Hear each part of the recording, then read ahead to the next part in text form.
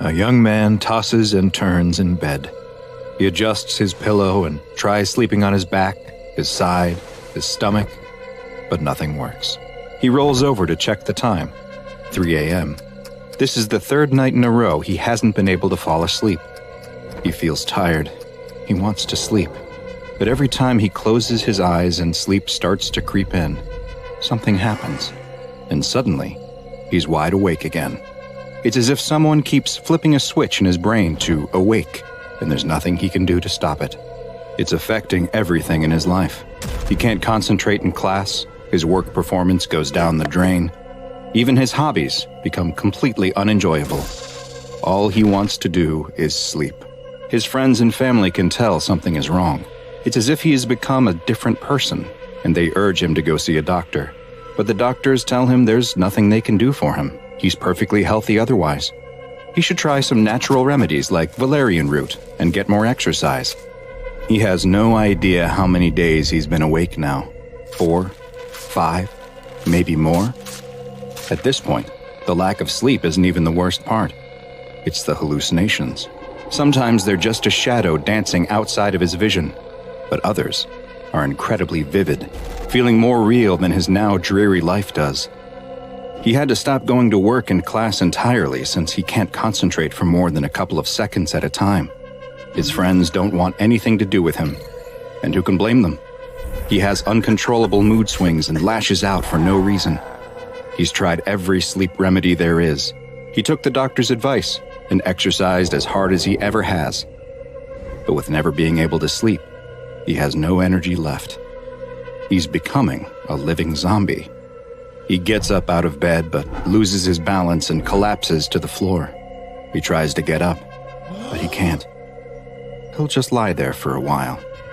He starts to drift away, and he readies himself for the jolt that always wakes him back up. But this time, it doesn't come. The wave of sleep that starts to wash over him feels different this time, though. It's heavier, more peaceful, and more permanent. Hi, I'm Dr. Bob, and this is SCP-966, also known as Sleep Killer.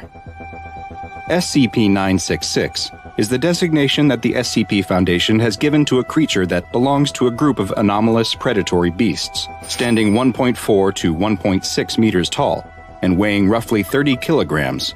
These hairless humanoids have an elongated face, a mouth full of pointed needle-like teeth, and each of their hands has 5 razor-sharp claws that can be up to 20 centimeters in length. Though unlike humans and apes, they are digitigrade, meaning that they walk using only their toes. But you won't be able to see the horrible visage of SCP-966 under normal circumstances, as they are only visible under very specific lighting conditions.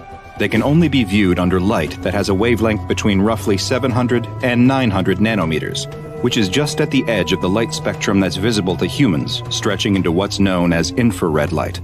The only exception to this is if their skin, muscles, or organs have suffered from 2nd or 3rd degree burns, in which case, the affected areas of their body will show up under a greater spectrum of wavelengths that are visible to the human eye. Though frightening to look at, SCP-966 are actually quite weak physically, with very low muscular density.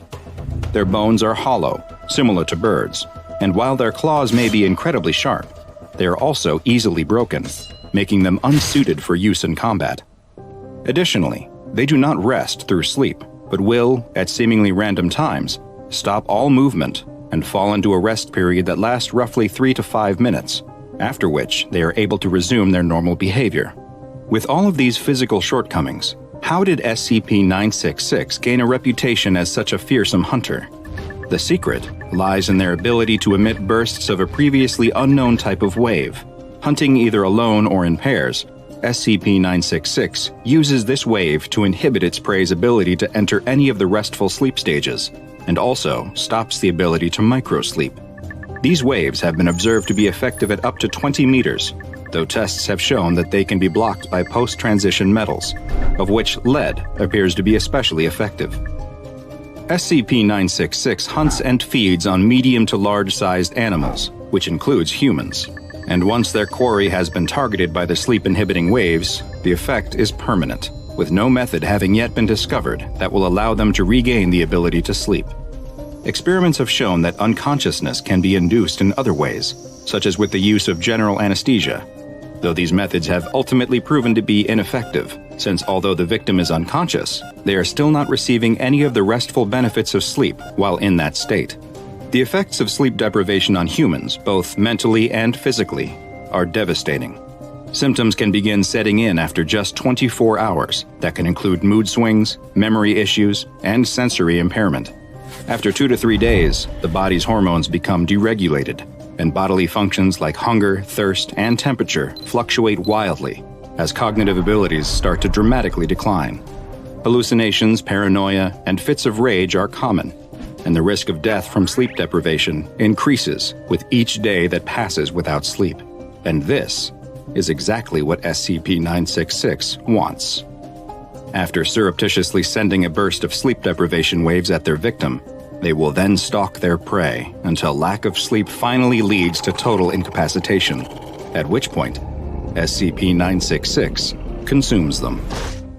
SCP-966 have proven to be both extremely quiet and agile when hunting.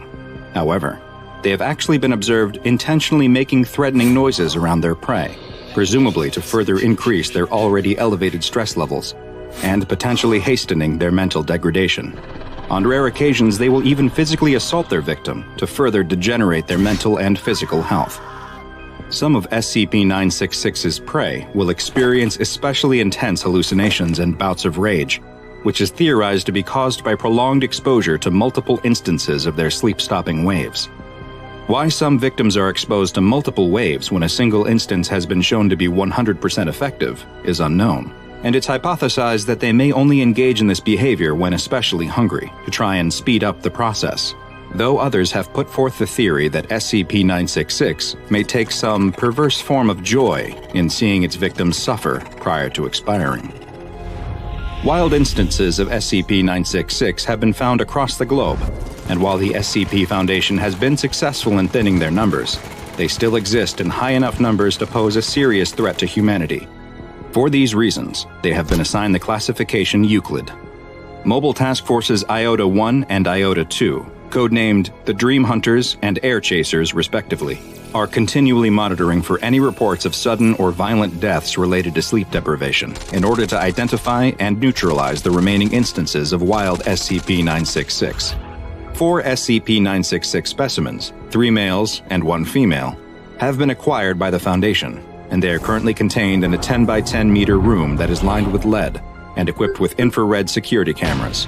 Each specimen is fed 20 kilograms of meat each month, and in the event that the female specimen gives birth, the new specimen is to be taken for observation and study before being disposed of prior to reaching maturity.